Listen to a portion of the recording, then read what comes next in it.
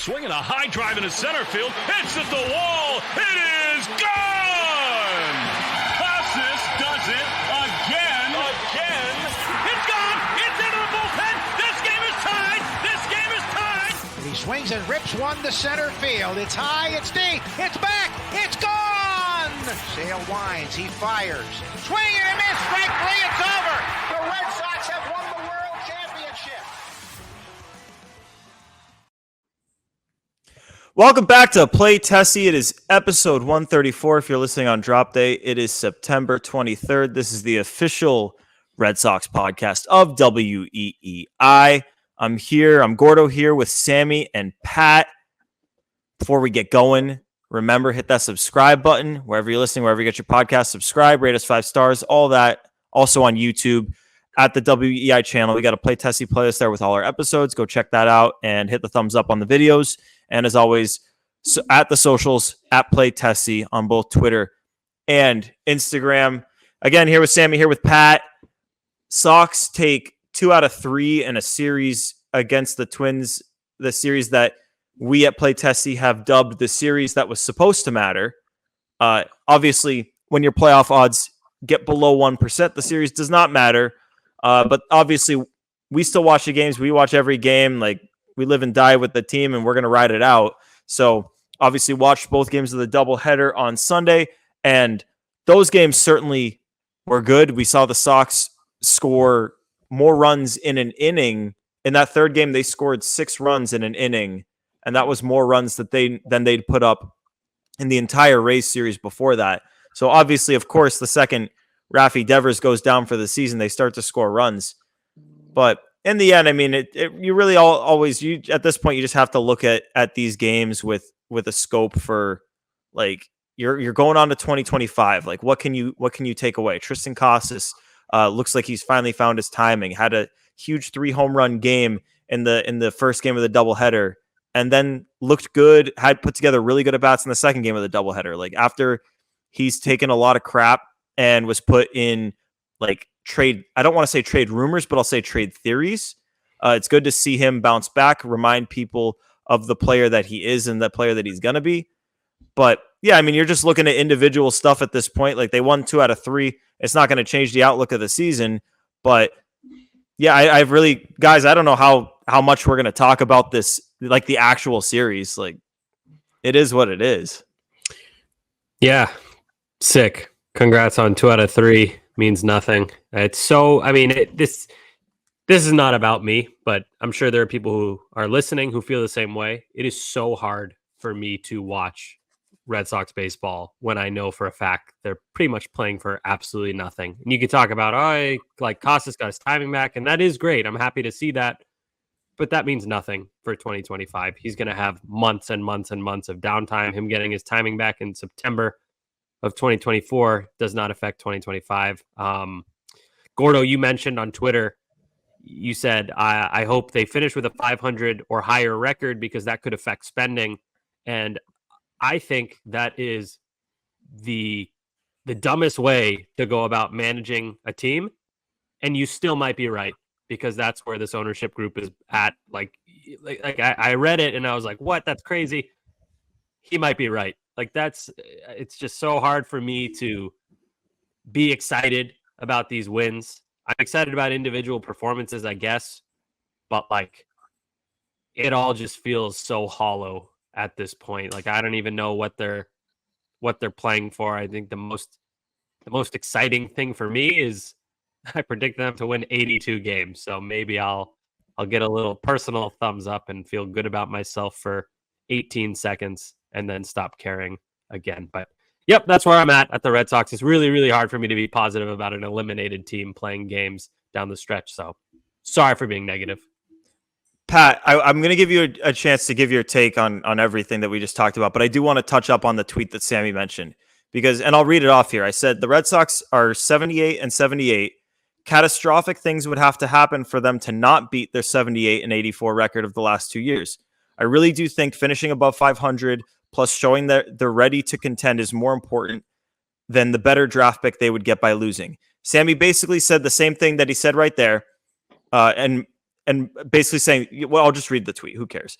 You said, I hope they finish about 500, but if 82 wins compared to 80 wins dictates how they operate in the offseason in any way, I might replace my morning coffee with I've never heard this word. Ipecac. It's like it's like if you accidentally consumed poison, you would be fed Ipecac and it makes you vomit instantly. It's disgusting. It's to get people to puke. I gave that to my dog as a kid when he ate a bird. So exactly. I know exactly. Yeah. Yeah. So okay. So I would rather, if the Red Sox do that.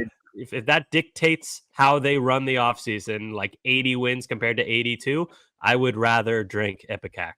Yes, and you said, as you said here, I don't even think it's a crazy theory. That's how pathetic this ownership group has become. And to which I responded, and this is my true opinion here, is if you watch the games, and we've all watched this entire season. If you listen to this show, you've watched the entire season and been listening to us.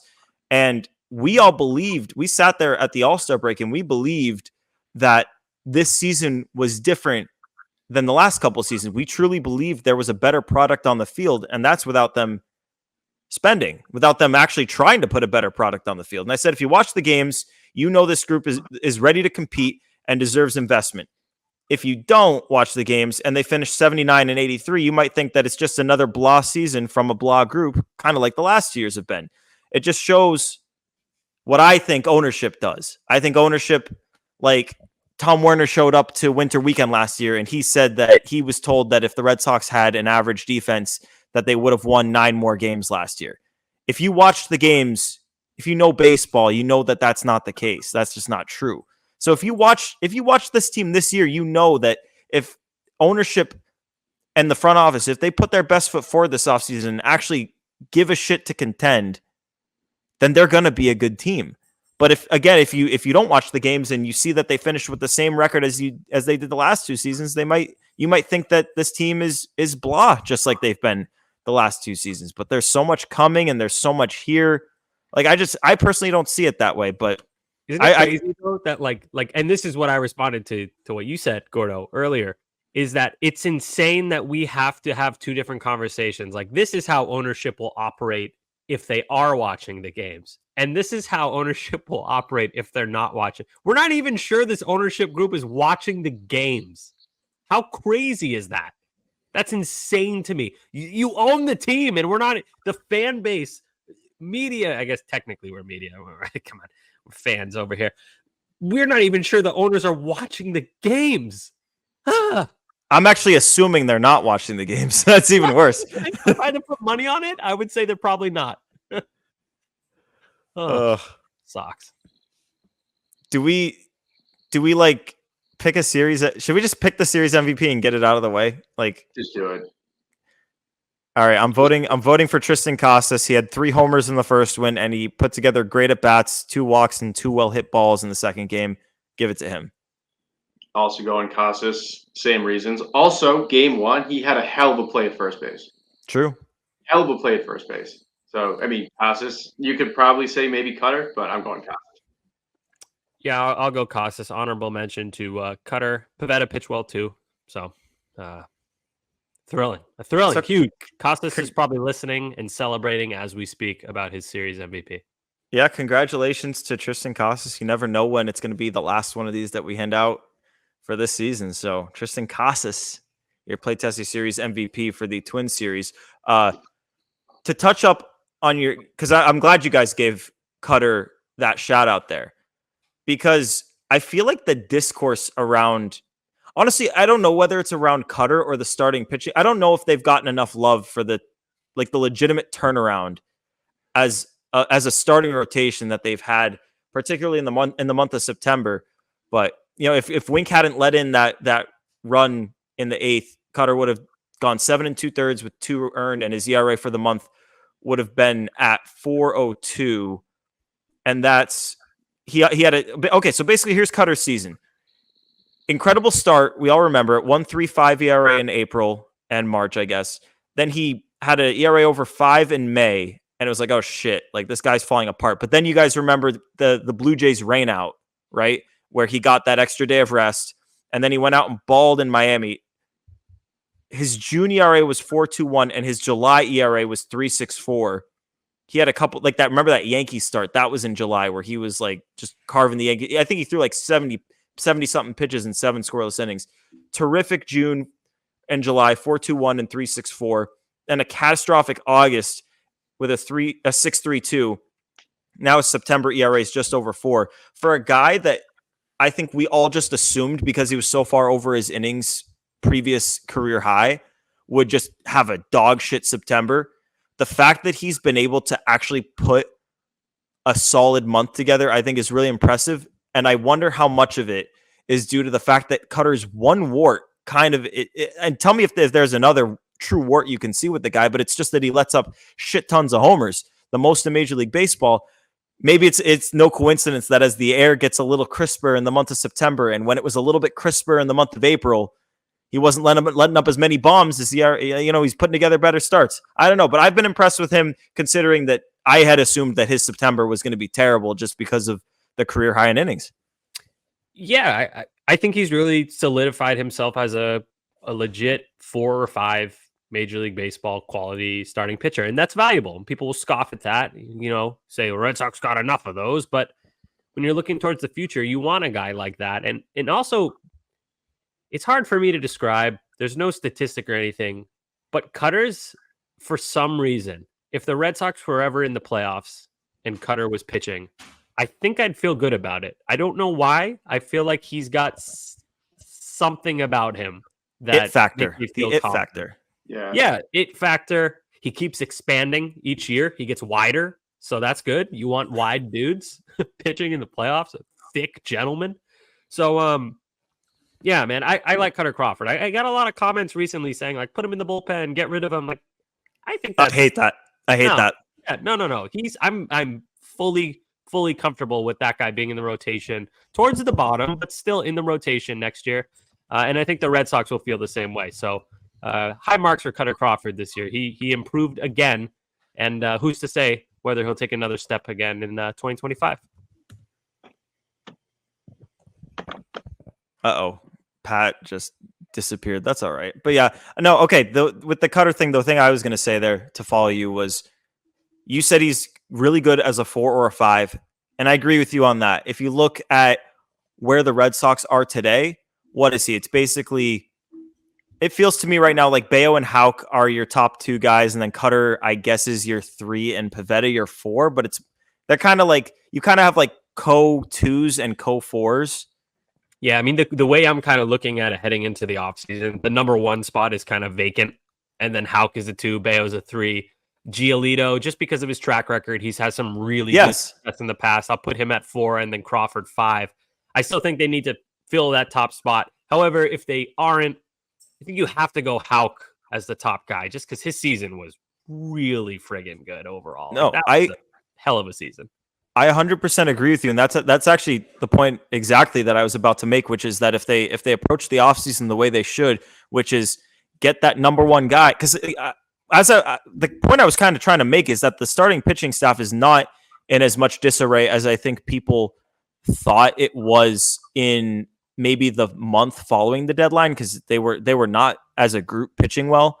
But the majority of this season they have, and they're certainly finishing strong. And if you put the guys in the right slots where Kutter is your 5th guy and not your 3rd guy, you feel pretty good about things. And I know the result has been good when Criswell's on the mound, but in general, you don't want that guy throwing every 5th day. Like you want better than the inconsistencies that we've gotten from Nick Pivetta this year in your 3-4 spot. And I think they clearly see something with Giolito. So I agree, Sammy. Like, get the ace. Houck's your 2, Bayo's your 3, Giolito's your 4, and Kutter's your 5. And you got 5 guys right there that all have potential to put together at least a season or 2 of like, I don't want to say top of the rotation, but like top 3 in the rotation stats. Yeah. And then not to mention, you get to the playoffs and then you kind of go into a 4-man rotation. You can move Kutter into that kind of remember Rick Porcello, 2018, how he was in the rotation. And then in the playoffs, he moves to that kind of swingman role and he just flew with that. Like I was having this conversation with a friend earlier today about Kutter Crawford, like in a postseason scenario, not 2024, talking 25, 26. I really like him in that role. Like, I think he could thrive, and it seems like he's got the personality where he's kind of like, whatever, man, just put me in there, I'll pitch. So, yeah, pretty positive reviews on Kutter Crawford all around. Just that one rough stretch in the middle of the year, he was throwing batting practice was pretty ugly, but he got over it. So, I think that's an encouraging thing. He got over the bad part. So, good for Kutter. Okeechobee forever. Yeah, Sammy, you brought up a pretty interesting thing. Like, you just look at Kutter and you're like, I feel pretty good about this guy pitching in the playoffs. I don't know what I'm the same way. I don't know what it is, but I think you just hit the nail on the head. I think it's because he is so like that Pavetta in 21, Porcello in 18 mold. Like, he's a guy who can come out of the bullpen and give you multiple innings and just be like a monster in the postseason. Yeah, you feel good when he's out there, you know. And I feel like people are gonna. There's like a faction of Red Sox fans who are only gonna discuss Kutter Crawford through the lens of that bad stretch. But you know, I think the Red Sox know they got a guy, not a guy, but a guy. Yeah, and like the other thing too is like the people who want him in the bullpen or them to move him need to understand he was never going to be a number 2 or 3 in a big league rotation.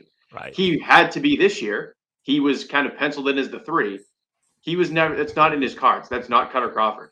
But to say he's not a 4 or 5 is ridiculous. He is a low 4s, and he went through a giant chunk of the season when he was high 3s. What else do you want from the guy? He's not going to be a 1 or a 2. Yeah, he's your depth guy, and you should be happy with that. I think he's carved out a niche for himself, and who's to say? Like I said a minute ago, he could keep improving. That's what he's done the last 2 seasons. He keeps expanding.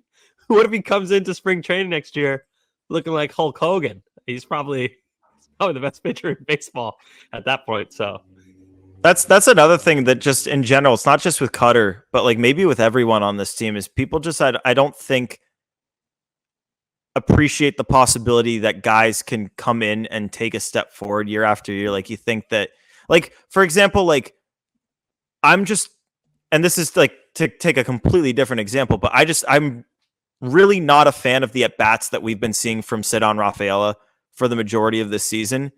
And if he's like that for the duration of the contract, it's going to drive me absolutely bananas.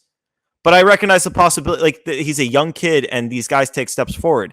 Tanner Houck last year was a guy ERA in the 5s. This year he was an all-star pitcher. Kutter Crawford was not a prospect, and then all of a sudden like filled in 2022 and was okay. And then last year showed that he could be good. And maybe it's like people like us's fault, because like we talked about that. I think I forget, it might've been a Baseball Prospectus article that compared his fastball to Garrett Cole's.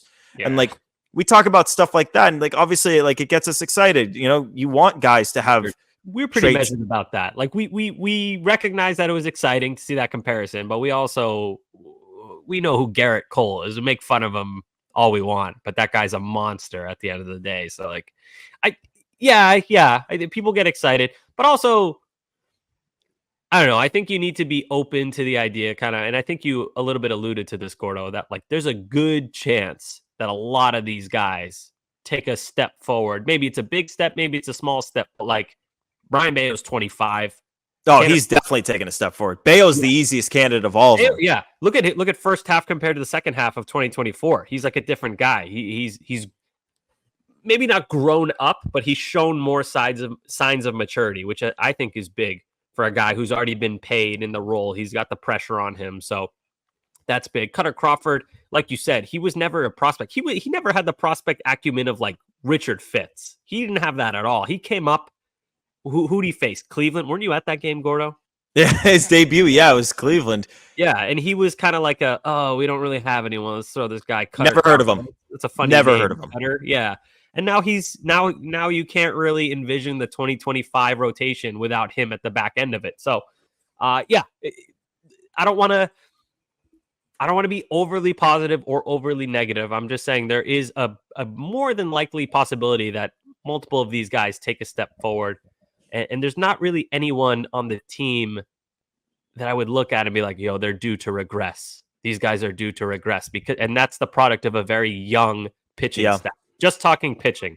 When I say I don't think anyone's going to regress, just pitching alone. So, you would have liked better results in 2024, but the end product kind of leaves you feeling good for the future, which is the best I can do for you, the listeners, at this moment.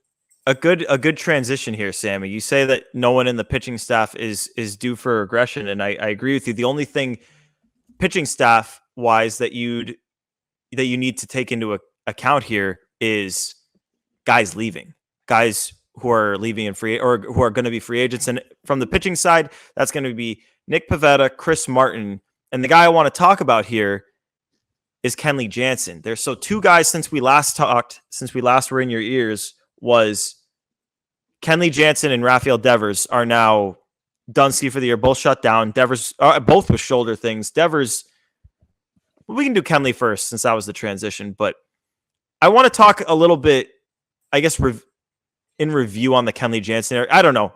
I'm assuming he's gone. Are you guys on the same boat? I'm assuming we've seen now the last of Kenley Jansen in a Red Sox uniform in the first game of that doubleheader where he closed out, an 8-1 lead, and we were all wondering, like, what's that about? Maybe it was just get him one more outing, close one more victory, and we'll shut him down from there. I don't know. But to me, if he's gone, a successful Red Sox tenure that is always going to be clouded by the fact that the team didn't have success. But he was good. Way better than I thought he was going to be when he signed that contract, to be honest with you. Yeah. Go ahead, Pat. You got a take? Yeah, I think he's going to be one that, like, you look back on a couple of years and you're like, wow, he was actually pretty good. But I think it's just so overlooked because the Red Sox were so, like, middle of the road while he was here that, not to call his saves not meaningful, but, like, I don't think there's ever been, like, a Kenley moment, because the team's just always been middle of the road. But numbers are numbers, and I've never really, maybe a stretch or two, like a week or two total his time here, where I was maybe feeling a little iffy about him going in for a close.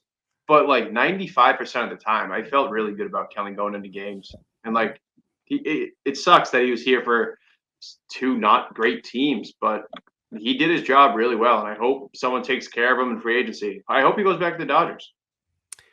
Yeah, Pat, that's a good point. There really was no signature Kenley moment, like a positive Kenley moment. I think a lot of people are going to – you just know how Boston fans are. They're going to be like, remember when his back was hurting and he said he wasn't available to pitch? Like, I want everyone to injure themselves for my favorite team. I like Kenley. I think he was fine with the Red Sox.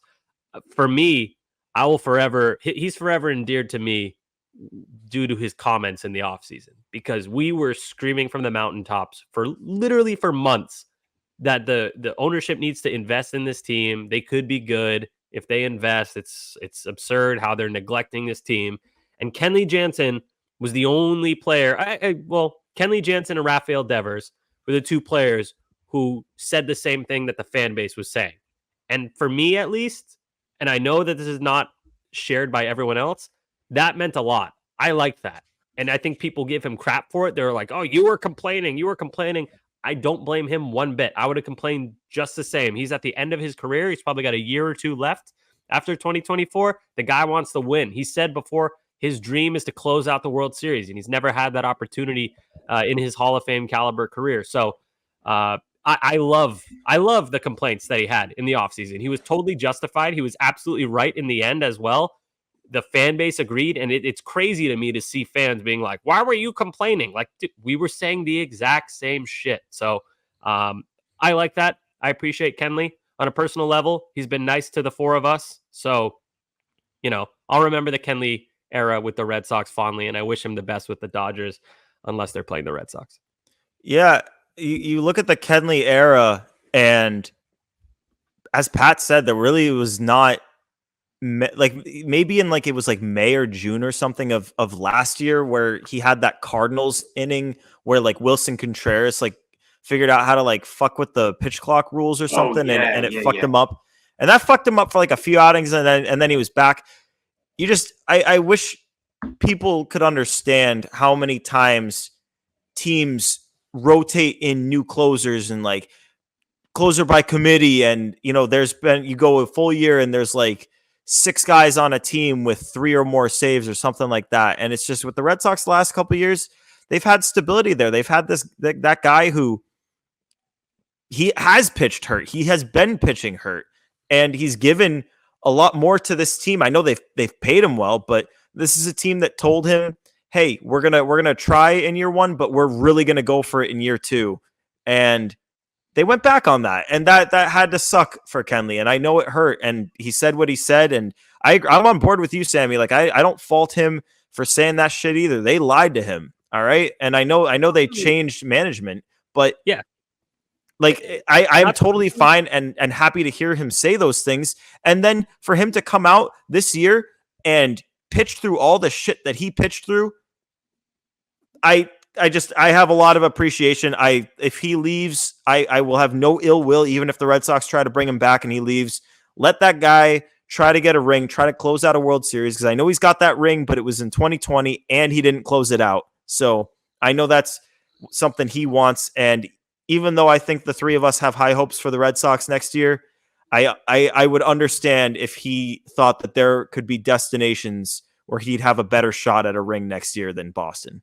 Yeah, absolutely. And to add on to what you were saying, apologies for interrupting, he turns 38 8 days from now as we record. So as you're listening, he's going to be 38 in a week. So you gotta look at it from this guy's perspective. And you can point to the money all you want. Oh, this guy's making a ton of money. Yeah, he is. But he's still a human and he's a competitor and he wants to win. And I admire that. There's so many guys who just take the money and stop caring. I don't think we should criticize a guy for taking the money and still caring.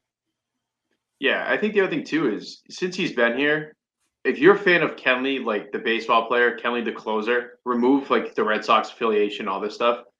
He's said like several times since he's been here, the one thing he wants to do before he kind of walks out the door on his career is throw the last pitch in a World Series game.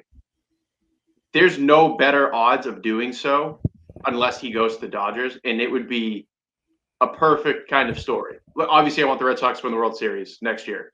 But in terms of Kenley, as a fan of Kenley, he's very nice to us, super nice guy, going to be a Hall of Fame closer.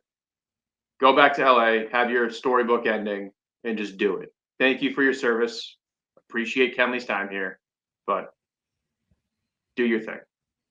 Yeah. So we watched the end of the Kenley era. Most likely, I'll be surprised if he's back. The Red Sox will have plenty of conversations in the offseason about what to do with the closer role. And I'll just give my really quick take here that I'm sure a lot of people will want a more certain option. I am totally fine with them going into next year and trying Justin Slayton out there. But I know a lot of people will disagree with that. A lot of people like certainty from the closer role, but these guys got to get grown from somewhere. And Andrew Bailey said that Justin Slayton he sees as a potential future all-star closer. I see the same thing. He hasn't walked a guy since he came off the IL. I really like what I see from him. I'd be fine trying him out. You got Liam Hendricks in house. It's not like you're left bare, but you gotta beef up the bullpen in general. And we'll have tons of conversations on that in the future. But prioritize beefing up the bullpen rather than just chasing a guy who has a history of getting saves, and you bring in a guy who is actually on the downward swing and ends up not being valuable to you just because you chased a guy who's done it before. The only thing, it's Slayton as closer, not my top choice. I'd rather they get I'd rather them spend on a guy like Tanner Scott, but with how cheap they've been lately, probably unlikely. Can I interrupt you on that, Sammy? Yeah. If they got Tanner Scott, my preference would still be to have Slayton close. And I'd rather Tanner Scott pitch in high leverage lefty situations. Whoa, wow. That's a take. They don't have good enough left-handed pitching to have one set as the closer, and then all of a sudden you got good lefties coming up in the eighth inning, and you're throwing Cam Boozer at them. If they got Tanner Scott, I would say he's the closer. You still need a left-handed pitcher for the bullpen. That's like a whole closer is like a whole separate thing from the bullpen for me. It's like its own job. But the thing I was going to say, though Slayton as closer is not my top choice, I would like for them to firmly name somebody as closer before the start of the season, whether it's Slayton, Whitlock, Hendricks, somebody from outside the organization right now. Just name the closer so everyone has defined roles. I think that really matters in a bullpen. With the relief pitchers we've spoken to, roles matter. So whoever it is, name a closer, and if you do closer by committee, I'm drinking Ipecac every day until a closer is named. I'm just gonna puke all the time, every day, every morning, every evening. I'll be sick, but it's what we do for the Sox. 100%.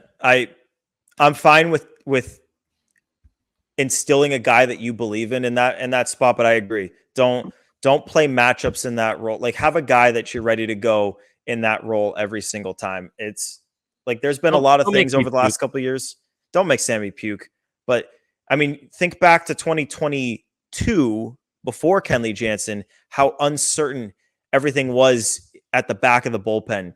And think about how different the last 2 years have been in the ninth inning, having that one set guy. Obviously, like, great if you can get a set guy who's done it before, like Kenley Jansen, or if you can keep Kenley Jansen, that's great too.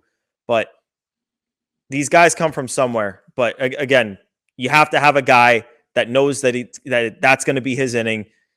I think matchups matter and guys can be flexible, but for the ninth inning, that's just a different animal. And you just have a guy, that's the only thing you got to tackle. But before we get to, and we'll be quicker on the preview today, obviously with the games mattering less and less as the season goes on. But before we get there, I do want to talk a little bit about the other guy whose season is now over. It's the best player on the team. It's Rafael Devers, who I feel like it's wrong to say that he had an up and down season. The first 3 or 4 months of the year, I was saying that this was the best version of Rafael Devers that we'd ever seen. And he's been playing with the hurt shoulder. That's now the reason that he's done. He's been playing with that all season. He hurt it in spring training, and yet still, I'll read you his OPS by month. In March, April, he had 872. In May, it was 919. In June, it was 974. In July, it was 1132. It was maybe the best month of Rafi's career. Then, Devers plays every single day. We talked about it, the three of us with Bradful on the radio this weekend, but when the team feels like they can't win games without you in the lineup, they feel like they can't afford to put you on the IL for a 10-day period. So they don't. And Devers struggles in August, a 709 OPS.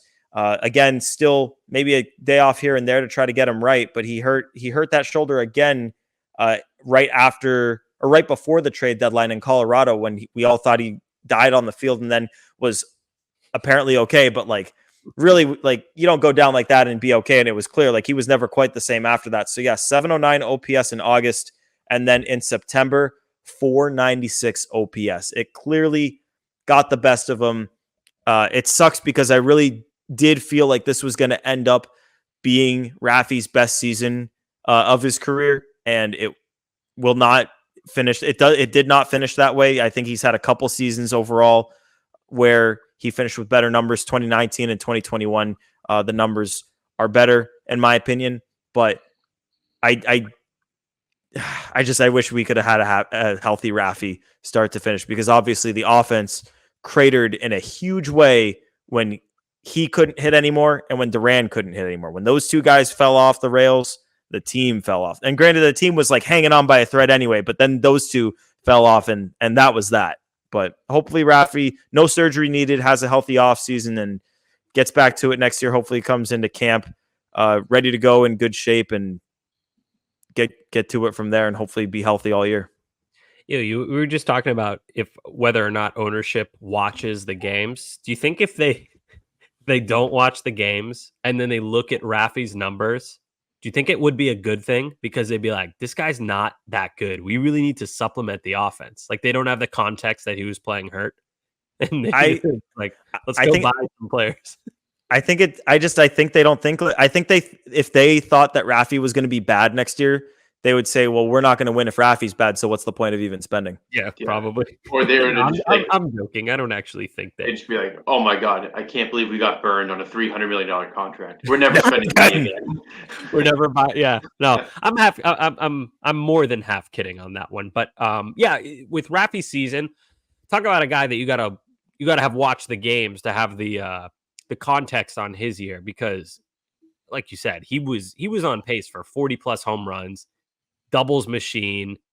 Just can't say enough good things about him. And then the shoulder just completely derailed it. His swing just looked completely different. I'm not even in the realm of a hitting coach, not even close. And I could see with my amateur idiot eyes that his swing was not right. He just looked, it was hard to watch, man. Like, it's sad because he cares, he gives a shit. So to see him out there trying, he's posting, but he's not performing. It's just, that's what you do when you make his kind of money. You got to be out there. So hopefully he rests. I'm glad they shut him down a little bit early. It can't hurt.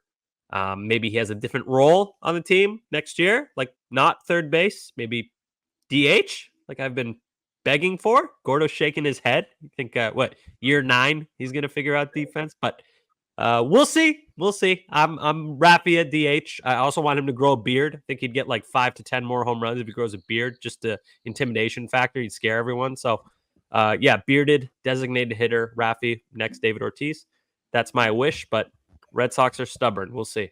I think if there's any positive spin here, Rafi played probably 60 to 75% of the season with some form of shoulder injury. So he didn't play healthy, I would say be well over half the season. And he still hit 28 home runs over 80 RBI and hit 272. Like, that's just how good Rafi is. So a healthy Rafi, I mean, you're looking at easily 290, 300 hitter, 30 to 40 home runs, in at bare minimum 100 RBI. So if a healthy Rafi is in the lineup next year, you're already starting ahead. You just got to supplement that. Yeah, I mean, it's interesting with Rafi because he's shown the ability to play hurt, and he did it this year for the majority of the season. He was playing hurt, and he was playing well. I read you off those stats, but the swing slowed down. It was a slower swing, and he was definitely having a hard time catching up to high fastballs, and you could tell. And pitchers knew, everyone knew, and it was tough to watch. But I mean, good for him for exuding that leadership, showing guys that, with the Red Sox, we post. And Trevor Story was talking about that. Obviously, he exuded leadership by making sure that he found a way to get back by the end of this season, even though, the outlook of the season was looking grim by the time he was back. He made sure that he came back, and Rafi made sure that he was in the lineup as often as they would let him play. It was the team's decision to shut him down. It was not Rafi bailing out on the last whatever of the season. So, I mean, I appreciate him, and, he is worth that money. I know he's not the raw leader, the vocal leader that I think a lot of us wish he would be. And, I think with the money that you would think he would become, but he does exude leadership. He leads by example. Obviously, I think they need to bring in or develop, probably more like develop, the next leader of this team, and hopefully it comes sooner rather than later. That's obviously another discussion for another day. But I know Rafi's not like the adult in the locker room, but I mean, he leads by example, and it's not like he sets a good example for the guys coming up in the future. So obviously looking forward to big things from Rafi next year. Overall, a successful season, especially given the context of the injured shoulder. And obviously he dealt with more. Remember, he was dealing with like the knee and the leg stuff earlier this year. So, I mean, damn, good for Rafi for getting it as far as he did. Gotta come into spring training in better shape, though. Remember those pictures back in like January of him not looking good, and we all laugh like, "Oh, Rafi looks, he's chubby, but he'll still hit X amount of home runs and BBs." Maybe, but I don't want to sound like a hardo, like, "Hey, you gotta be in better shape," but like, you gotta be in better shape, man. Like, I hope he comes in next year looking like he hung out with Pat Brown all winter long and is yoked. Yeah, I don't think that's unfair of you to say at all, especially since generally like the guys who are in the best shape are the guys who stay healthy. So would love to see that. But look at Aaron Judge, dude. Look at Aaron Judge's bod. He's yoked. And I don't want to give Aaron Judge too much credit because he's on the New York Yankees, which is a team I don't like, but the guy's yoked and he's in good shape, and he had injury problems. He no longer really has those issues. So yeah, that's like feels like it's in the past. Yeah, get yoked, Rafi. We need yoked Rafi. Pat, go move to Dominican Republic for the winter and be his trainer and just be like, dude, just check out my guns. Oh. We'll ignore Giancarlo Stanton in terms of the fit to health ratio. Yeah, it's not 100%. It's not great. Not 100%. Not 100%. Yeah, you But don't need. It can't hurt. You know, if you Forget he said that. Forget he said that. Yeah. Yeah. Stan. Yeah. Those are for looks. Should we preview Sox Jays? Run through it real quick. Oh, Why dude, not? the whole town is talking about Sox Jays. Of course we got to preview it. Let's go. All right, you ready for the fastest preview of all time? Blue Jays 73 and 83. It's a battle for last place. Red Sox have the tiebreaker unless the Blue Jays sweep. Pitchers, Tanner Houck versus Chris Bassett, who in his last start allowed 7 runs, but only one of those was earned. He went 6 2/3, 1 earned run and 9 strikeouts against the Red Sox last time he faced them just about a month ago, or maybe a little bit less. Second game, Brian Bayo versus Bowden Francis. It's not Bowden, it's Bowden. What? Yeah, it's Pronouncing it Bowden. wrong? You know what? Yeah, No, it's Bowden. It's Bowden. I don't care. I hate this guy. Bowden. We're calling him Bowden. Please. Brian Bayo versus Bowden Francis, who keeps taking no hitters into the later parts of games and not finishing them. Third game, Richard Dick Fitz versus Kevin Gausman, who threw 5 no-hit innings in his last start, came out of the game at 58 pitches. He had a lower back issue, but he is expected to make the start. Hitters to watch, there's really only one to care about. It is Vlad Jr., who has a 1026 OPS in his last 25 games and a 951 OPS for the season. Despite a slow start, the dude is a monster, and the dude is the soon-to-be face of the Boston Red Sox when they eventually make the right move and bring Vlad Jr. in to be the Red Sox DH of the future. The only other guy to really watch, Spencer Horwitz has a 908 OPS in his last 26 games. Bo Bichette out for the year. This team really has no names unless you care about defense, in which Dalton Varsho is a good defender. Joe, do we have a score update on the standings? This one I believe is still in play. Yes, series predictions is still going. By the way, I was not on last episode. Thank you, Sammy, Gordo. Well wishes on the birthday salute. But yes, series predictions still going on because Pat and Gordo each correctly predicted 2 out of 3 wins. Well, Sammy and I thought it was going to be 2 out of 3 losses. So Sammy still leads with 16. Pat is still there with 14. Gordo's in third by himself again with 11, and then there's me with 10. All right, I'll go first here. I think they take 2 out of 3. I think they win, loss, win. They're not beating Francis. Sorry, Sammy. Okay. I think. Remember, Sammy, if you win, series is over. You win it all. I have Clinch the same prediction as Gordo, but I'm going to go loss, win. 2 out of 3 Sox. All right. Pat, perfect opportunity for you, man. Take the series loss, gain a point if they lose it. Or a sweep, Pat? Feeling I yourself? mean, I have to stay in this. I'm going to go. They lose 2 out of 3. I think they go loss, win. Ooh. Okay. Right. And since my prediction doesn't really matter because I'm still in last, I will go. I'll say they lose 2 out of 3, but I'll go loss, win, loss. All right. Love to hear it. Pat, ...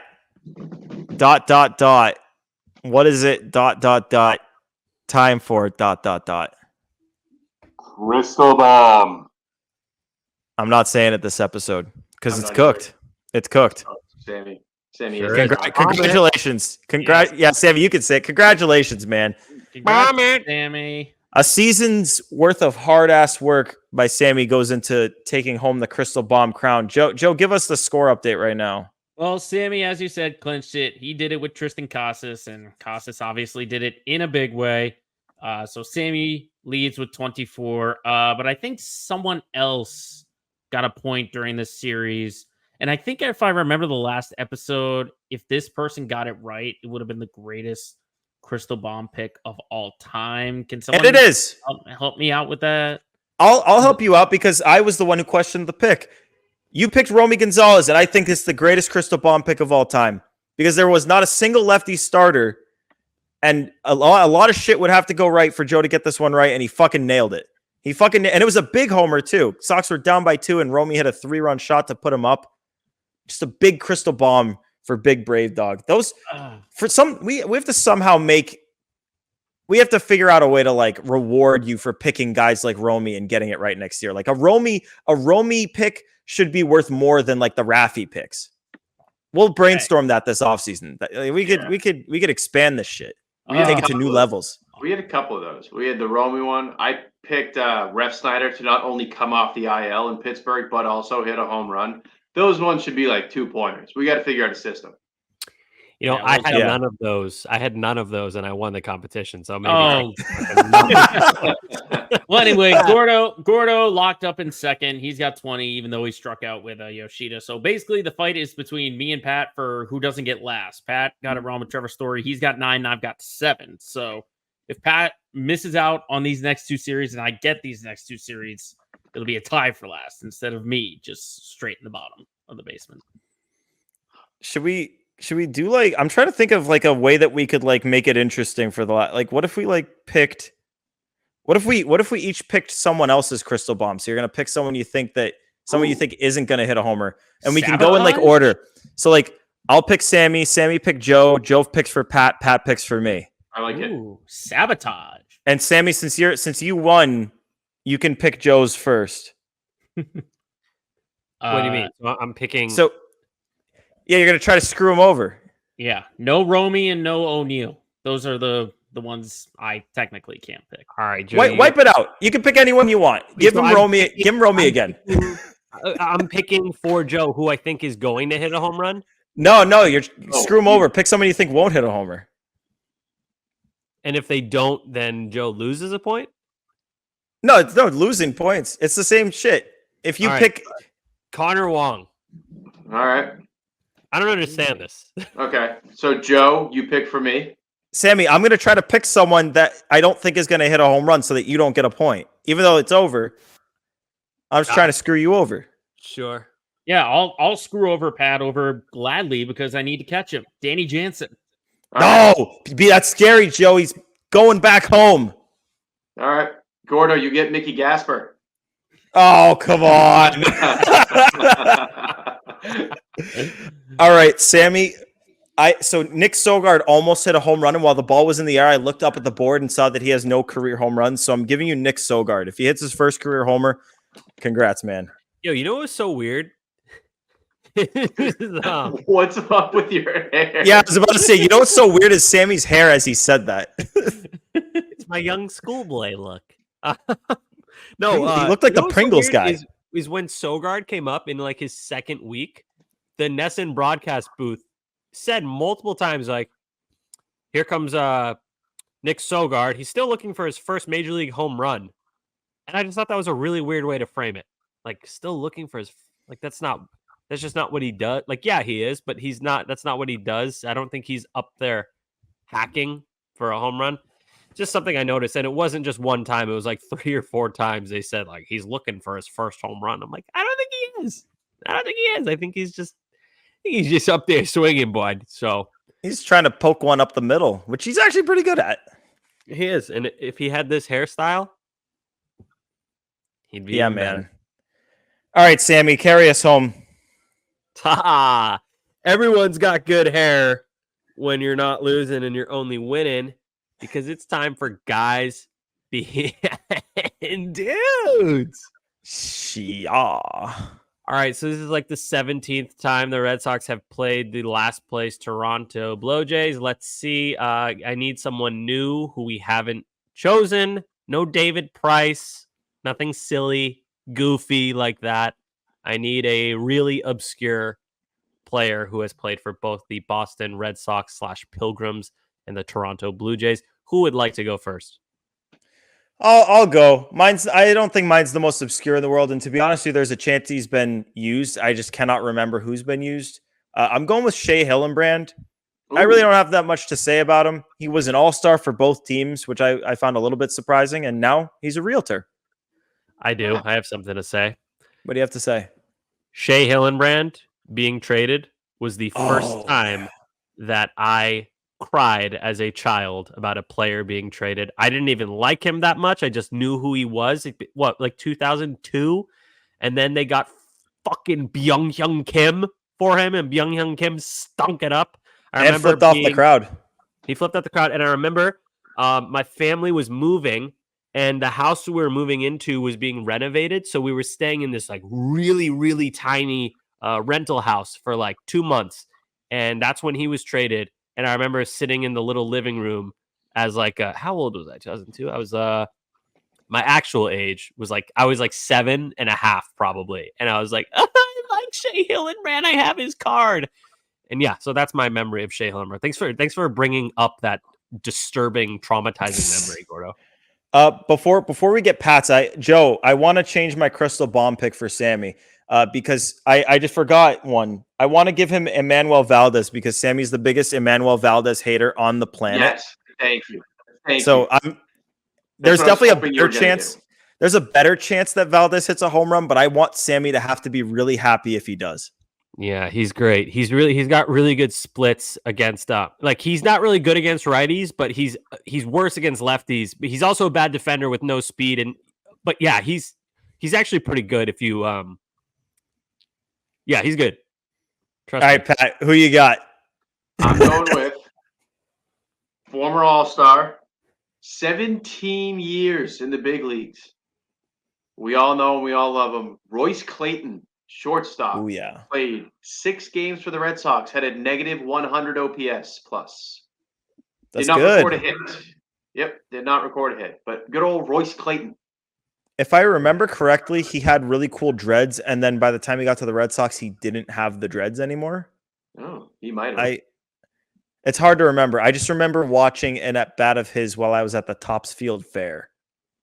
He was a super, super highly regarded prospect in the early 2000s, late 90s, and he just never really like he was fine, but he was supposed to be kind of like Carlos Correa, really good shorts. I don't think he was a switch hitter, but still, that's a good one, Royce Clayton. All right. I think you guys know where I'm going with this. I always have the most predictable ones, so sorry if you guys guessed, but I'm going with right-handed pitcher Dennis Lamp. Yeah, boy. Big Lamp. Dennis Lamp. He's not dead, so that's good.